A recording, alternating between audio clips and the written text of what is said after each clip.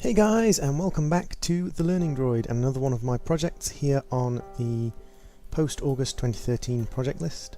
This one's another door sign. It's done on basswood, patterned with the Weller kit. So guys, I started off using the detail shader point, working to try and create this character from Doctor Who, a Cyberman. This is a piece for a friend who wants it for the children of one of their friends, which is a bit weird, but it's done on basswood, guys. It's been done with the Peter Child's machine. I'm using the edge of the bit for creating lines, and I'm using either the broad edge for the longer lines or the tip for the short curves, because the tip gives a bit more control for the curves.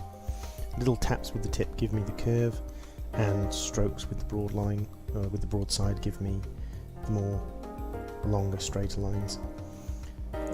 I've shaded in the cuff using the base of the shader, as it's a detail shader, to try and give some shape to the arm. Later on in this bit, guys, I'm actually going to be using a couple of different points, but it's a nice little thing, nice little point, the detail shader. It gives you a lot of versatility. Very thin, narrow lines. With the Peter Child's machine, for this at the moment, I think I've got it set on about a 6, but the detail shader point is quite cool point because it's such a large area and it's such a thinly hammered wire. Use the tip to do the edges there, and as always, guys, rotating the piece rather than rotating my hand, although I do put my hand in different positions for different styles of line and to make different angles of line easier. It's actually a slightly difficult image to do, guys, because it's the Cyberman isn't looking straight on, so there's a kind of offset kind of perspective issue going on, and it actually confused me at this point. And also I hadn't finished patterning at the bottom. I actually failed slightly with the patterning, so I had to kind of make up a pattern for the bottom. I use the detail shader point for a lot of this, guys, and actually it's because it's such a versatile point, I can actually keep going with it without switching points too often. One of my favourite points. Oh, going off screen. And a little bit of my hair, of course. We can't do one of these videos without at least a little bit of my hair. So this basswood's just been cut short. It's sanded down with 400 and 600 to give me a good surface to burn on.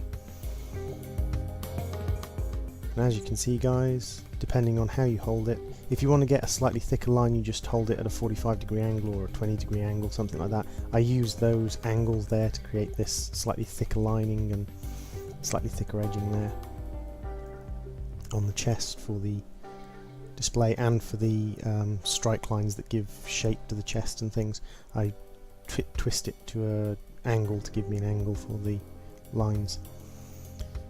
As you can see, just shade it out, use different angles on holding the piece to get different thicknesses of line to give me what I'm looking for there. I wasn't very happy with the head, guys, actually, with this particular piece. The patterning didn't come out very well with the head. It was my own fault. I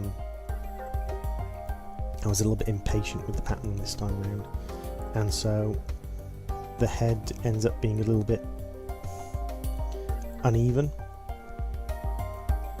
But as I said, it's mostly my fault, that.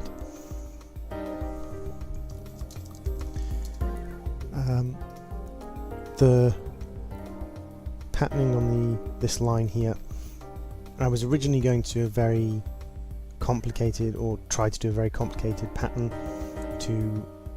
because the idea is this is a field that is preventing the Cyberman, hence Cyberben containment. I wasn't too happy with the hand, because it was a bit hard to get detail in, but it was one of the first times I've tried to do a human hand, guys, and I think it came out quite well.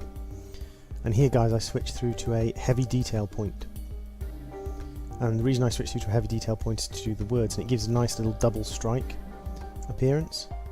And I wanted, first I was just going to follow the line with the double strike for each letter, but I realised that didn't look very good, or it wasn't going to look very good, so I decided to do a 90-degree turn each time, and then on the second set of words I did a 45-degree turn first and then did 90 degrees, so it's 45 corner to corner, then 45 corner to corner, 45 corner to corner. So there's a little bit of variation in the different letters, and I thought, what am I going to do for the third one, because I've done up, down and corner to corner, and I decided to do a 45-degree turn with each letter. And it actually gives a really nice effect, guys. I've had several people say the lettering effect is really good. The heavy detail point is the folded detail point, and it gives it an effect like almost like a 2-coil or 2-wrap coil bit, but it's slightly more controllable. And then I moved on to the hoop shader, and I was looking to give it some sort of edge, and so I used the hoop shader as a branding stamp, and I gave it a kind of ribboned edge. I'm not sure if I'm going to keep the edge, guys. The piece hasn't been lacquered yet, it hasn't been finished with a coating or anything yet, it hasn't finally been sanded.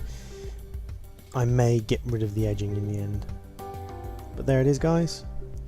Thanks for watching, and I will see you again next time.